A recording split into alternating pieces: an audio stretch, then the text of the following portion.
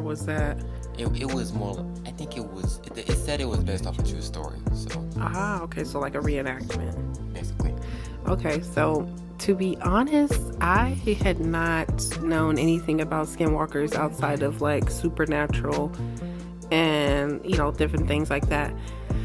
And my interpretation of a skinwalker is the same that is, I guess, a shapeshifter. So I guess in True Blood, what Sam was in True Blood, that in some cases, well, he's a shapeshifter, and I think that there are some differences between the two, and we even kind of talk about because we try to talk about like what some of the main differences are. So you mentioned, I'm gonna bring it up, like, oh, it's the Walmart version of a werewolf.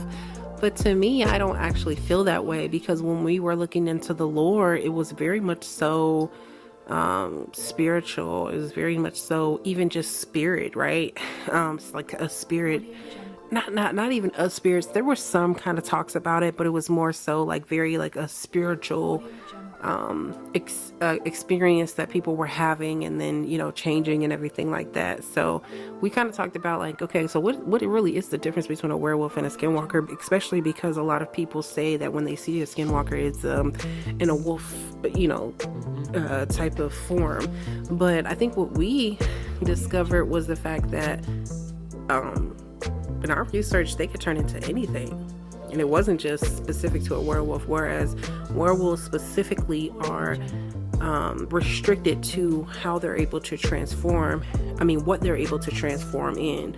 And then some other circumstances, depending on what folklore you're talking about, whether there's a wolf pelt involved, yeah. whether there is no wolf skin at all involved, and they're just transforming based on controllable or non-controllable, based on different elements or whatever. But